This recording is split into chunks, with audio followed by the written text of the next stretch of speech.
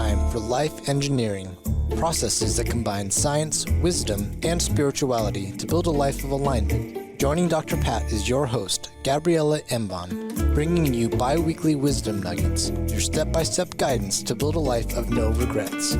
Stay tuned as they uncover powerful processes for you to realize your true potential. Are you ready for some magic wisdom? Life engineering starts now.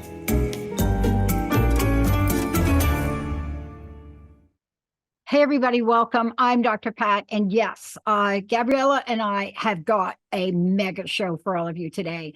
You know, it's one thing, Gabriela, to have a vision. It's great. I mean, how many people do we talk to that have a vision? But what does it mean to stay committed to a vision and to stay committed no matter what? That is really the key, right? Between the people we talk about that, like Jack Canfield, that Chicken Soup for the Soul. If everybody knew how many times that book was rejected, like 165 times, literally, almost every publisher, right? But this is what we're talking about. So tell us why staying commitment to vision, to our vision, why is it so important to have this commitment, unwavering commitment? I'm so excited, Dr. Pat, for this topic. I just watched the movie Air, so it brought me even more into how important it is to stay connected to our vision. So very excited to share this space with you, with our listeners. Today, we're going to share a story. We even have kind of like I'll mention an art game towards the end of the episode. So be sure to stay with us because we're going to have fun. And of course, very important to stay committed, as you say. Listen, we live in a world in which everything is pretty much available to us, at least in the Western world, right? So we have become great consumers, but sometimes we have lost the skill of becoming great creators too. So by staying committed, we are exercising that creative power. Because if you ask yourself, am I here to be a consumer or am I here to be a creator? Right? And I think that's a question we all want to ask ourselves. And great creators are constantly searching for three key ingredients. The first one is clarity. What do I want? Why do I want it? How do I want to impact? What do I want to experience? What are the experiences I want to have, the feelings I want to have, not just the material things, right? And that's the first key component that great creators ask themselves. That constant clarity. I think that I was in the last community call for the coaches, I was talking that the number one question that a coach should never stop asking themselves is who is my ideal client? We're always refining that and getting more clear and more clear. So here's the same. What do I want? That's a question that we always want to ask ourselves and search for that clarity along the path. The second component is what do I need? What are the means, the resources that I need to create what I want, right? What are the skills I need to learn, the people I need to meet, the resources I need to have? And the third question is, how can I impact more? How can I become a better at living my purpose, at living an imprint? I am incarnated in this life with a mission. And it's not to be a consumer. It's okay to consume and have fun. But I'm here to fulfill a purpose that involves touching other people. Whether it's touching more people, whether it's touching people deeply, everybody has a different way of fulfilling their mission. But these are the three questions that great creators never stop asking themselves. Clarity, what do I want? What do I need to create that? And how can I impact more? Does it make sense? Yeah, and they're so important that, you know, there are ways that we can get answers to these questions, and you're going to walk us through these. But when we ask these questions, and the reason I love that you brought it up is sometimes the answers change. And that's what I've noticed about myself. You know, sometimes I'll ask a question, what do I want? What do I want? What do I want to experience? And, you know, I might get one answer one day. But I will tell you that something happened a week ago that I got answered to a question that I didn't think I was going to get, and I took action on it. And so it's very interesting you're talking about this now, because how can I impact more, bigger, larger? Because if we don't go through all of these questions, we're just sitting here talking to the universe and we're not going anywhere. Oh my God, you said the word talking to the universe. We're going to get into that towards the end of the episode today. I'm going to get even, we'll go deeper into that. Absolutely. The clarity is found along the way. And we never stop asking ourselves, what do I want? Now, it's not that every day we wake up and have a complete different vision, right? We don't start driving to one location and the next day we decide to take the complete different direction. But the idea is to understand that even when we have a vision, that vision needs to be redefined, needs to be polished. And that process of polishing our vision and getting more clear is attained as we're walking that path, right? I always say that the highest levels of clarity are in the depths, not when we are up there at the shallow level. The deeper we go in the process of fulfilling our vision, the more clear we become about what we want, what's important for us. And, you know, it's not what do I want for life. We do change. As we evolve, our priorities change. But at least what do I want for the next years? And to build the motivation to get there. Once we get there, right, we might actually change our motivation because we'll realize that what took us to the first level of success, if you might call it, or achievement, might not be the same motivation that take us to the next level. And that's okay, right? That's okay. But I think our responsibility is to understand what do I want for the next chapter of my life without having to get that commitment to never change, because that's, you know, it's not the way we work. We actually want to. It's dynamic. What? It's a dynamic process. It's right. I mean, we're dynamic. We're human beings. We're dynamic in what we do. And yet we kind of get lulled into this idea of thinking that, oh, it's like no, the universe is not stagnant. The universe is dynamic. It's always changing. Look out your window. The grass is taller today, right? Maybe the trees are not everything is moving. Everything is dynamic. That is the world we live in. Absolutely. And we also want to stay open to change. I know the brain doesn't like change, but again, we're not freaking our brain out by saying every day I want something else. The idea is to commit, because then the answers to the next step are only found once you attain the first step. So what we want is to commit and take action, right? To stay committed no matter what. And in the life coaching, we teach an exercise called the highest vision of your life, that we take our clients through that. And one of the last questions we ask, once they have described the highest vision of their lives, their ideal lives, we ask them, are you interested in creating this vision, or are you committed? Now, why do we ask that? Because it's not that one is better than the other. It's just that we want people to be honest with themselves and understand where they are. And there is a difference. When I'm interested in creating a vision, basically, I'm saying it will be nice to have this, but I'm not fully in. When I'm committed, it means that I'll do whatever it takes. It basically means that I'm willing to pay the price to get there. The discomfort of doing new things, stepping out of my comfort zone, perhaps reevaluating my finances and saying, you know what? I want to start a new career path. So let's not just buy a home yet. Let's delay that and allow myself to start my business. And then when we get to that financial stability, then we can buy a home. Or perhaps we don't go on vacation next year because I'm starting my new vision. So commitment means that I'm willing to take a step out of my comfort zone, which is uncomfortable, that I have the courage to do that. I'm willing to put myself in that situation of not knowing whether this is going to work or not. And I'm willing to pay whatever is needed in order for me to create what I want. Does it make sense? Yeah, it does.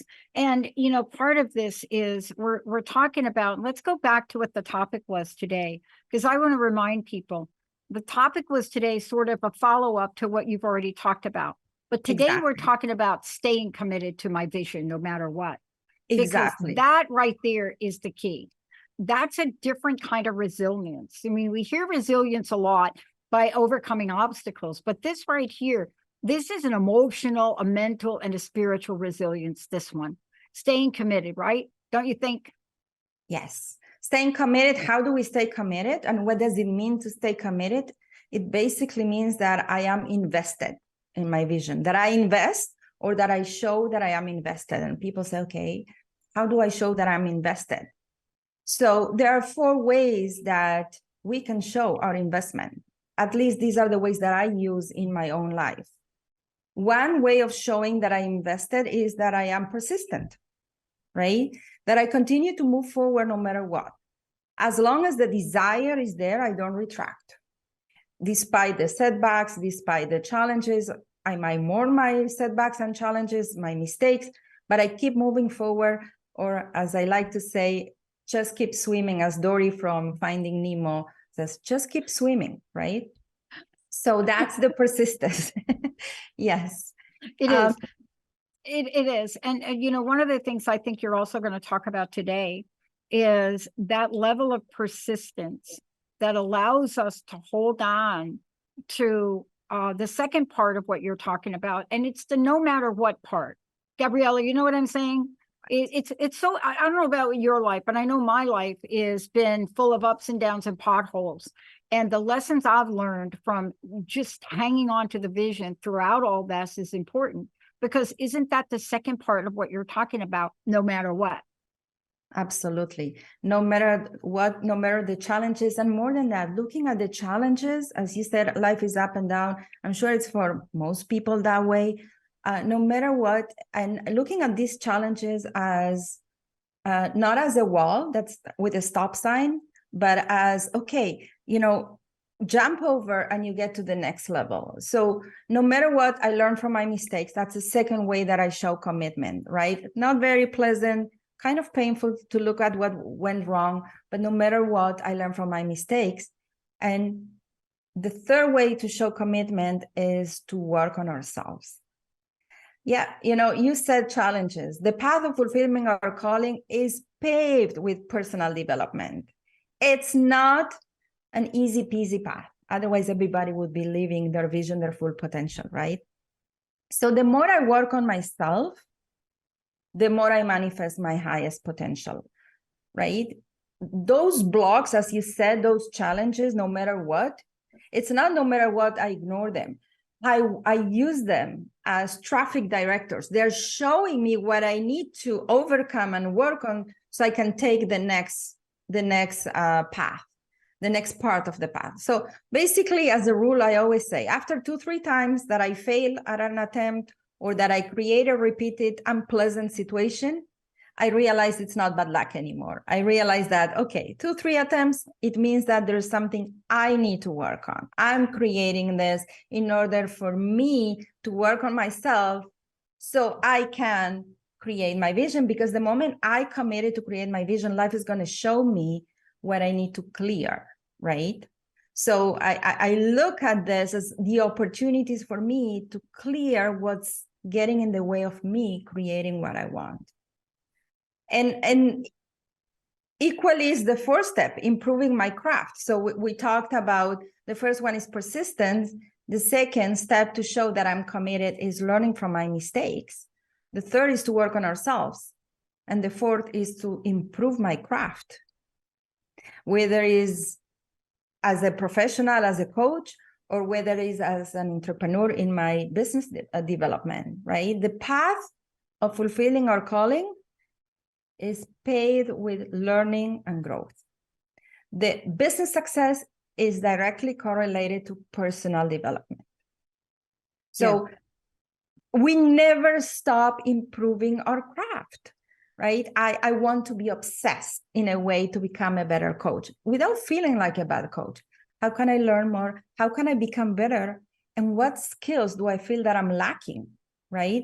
What skills do I need to acquire in order for me to master my craft and being committed to master my craft, that's part of commitment to my vision. I want to be the best that I can be so I can impact the most that I can, which is exactly what my soul came here to do.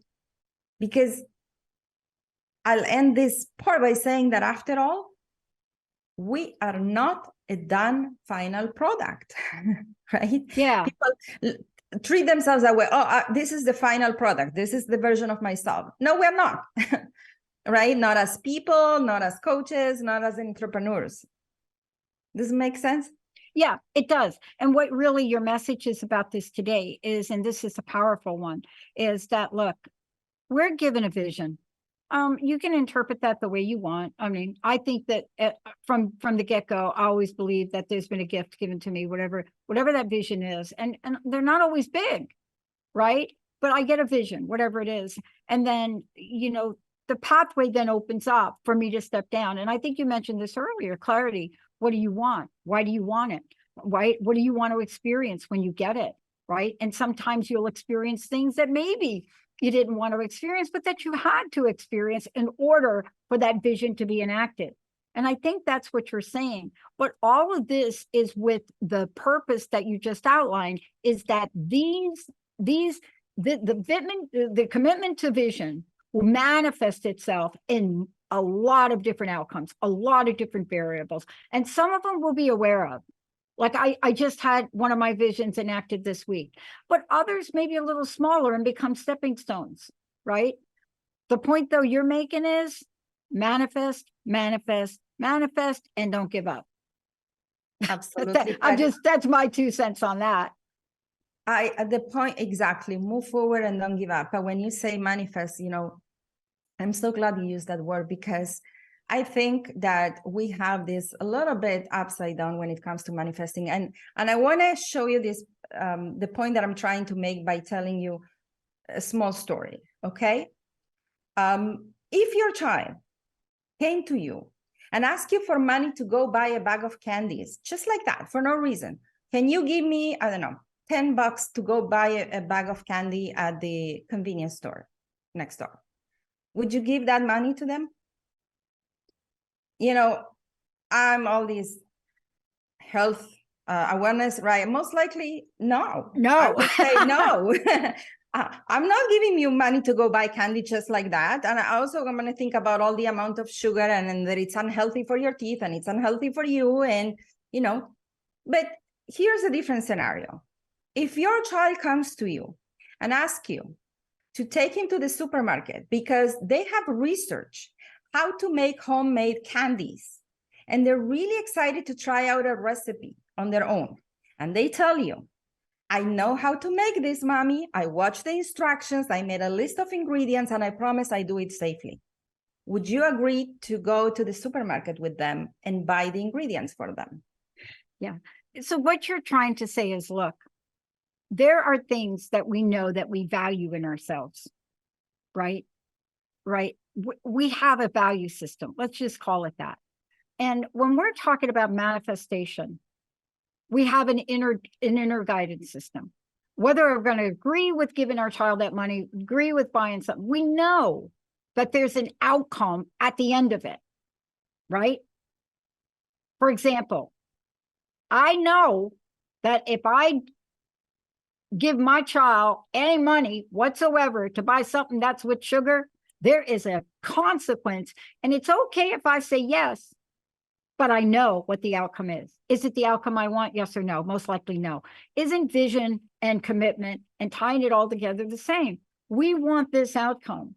So how do we create the vibration and energy and set things in place that are going to get us that? It doesn't mean that we're not going to have a little wavery path to get there, right? But you talked about this in a couple of other shows where you talked about, look, if you're holding the mindset of losing at something, what do you think you're going to manifest? Yes, absolutely. And here you talked about asking the universe and manifesting. I think that we said in the beginning of the episode, we want to avoid becoming consumers. I think that we might default to becoming spiritual consumers. And let me explain what I mean. If I use the example of the child, because if my child tells me, I researched the ingredients that I need, I will prepare this myself, I took the time to write the instructions, I'll take my child to the supermarket. The reason that I'll take my child to the supermarket, despite the amount of sugar that they're going to consume, is because I appreciate the fact that they want something, they have a vision, and they're taking the steps to research how to create it, how to prepare it. They're not expecting me to give them the money. They're willing to put the effort. So the universe works the same way. When we want to manifest, right? Are we asking for the bags of candy? Are we asking to be consumers? Or are we asking to be given the chance to become creators? Are we asking for the means and the ingredients to create our vision ourselves? And this is how we exercise our creative power. And unfortunately, we see sometimes people that they believe that they create by simply manifesting in a meditative state. That is wonderful if it's followed by you doing the steps. And not only that, even when you're manifesting in a meditative state, what are you asking? I tend to ask for the ingredients, not for the bag of candy to come to fall on my lap, because I want to become a creator, not a consumer, and not just even a spiritual consumer. Does it make sense? Yeah. I mean, look, this is one of the most important reminders that I think we've talked about to date. And what I mean by an important reminder is that, especially when we're on this path and you talk about commitment to the vision, but then you say, no matter what, it's the things that show up that would have us forget we said no matter what. I'll give you an example. Right? Absolutely. And I'll give you an example of, I don't know if you remember when you were in preschool, okay? I'm sure you do. That we had these art activities, that we had a page with numbers and we had to connect the dots. Remember that? Connect the numbers, and then when we connected the numbers, it would create an image at the end. You put a line between 1 and 2, and then a line between 2 to 3, and you follow the numbers and you created a beautiful image, a picture, right? Right. You didn't know what the image was going to be. You just follow one line at a time, one more number, and trusted that at the end, you will have the image. But the image wouldn't appear just because you asked to see it. The image appeared because you stretch a line between 2 consecutive numbers. So that game is actually how we want to live our lives. The clarity is found when we stretch the line between this step and the next step, between this number and the next number. And the more lines we create, we will reveal more of the bigger picture. We will reveal more of the results. So again, manifest, not to see the image just without you doing anything. Manifest that you have the means and the tools to stretch those lines, knowing that as you're walking that path, you're learning the numbers, you're actually revealing who you are, you're becoming an active creator, which is the purpose of all of this, actually. You're impacting people as you walk each step and getting more clear as you walk each step, because it's where the clarity is found. The picture is revealed once you have connected all the numbers. Yeah. I mean, that's where we want to get to. We want to get to have the whole picture of the whole vision show up. Exactly. Why bother having a vision if we don't? And right? If we don't, absolutely. And if we don't compromise, you know, how many people compromise? If you don't compromise for being a consumer, if you don't compromise for less than being a creator, right? Then you will create. Then you know what you're going to discover? You're going to discover that the universe, the creator, whatever you believe in, is your best business and life partner. If you play a fair partner, you play the fair partner in the creation of your vision and your life by not becoming not a consumer and not just a spiritual consumer, but by becoming an active participant that you are asking for the means to create, you'll uncover that you have the best business and life partner, which is that universe that is supporting your soul in realizing what it's here to do and touching the lives you're here to touch in any way possible, whether it's raising kids, or it is talking on stage, or it is, being the best neighbor for your complex where you live. It doesn't really matter.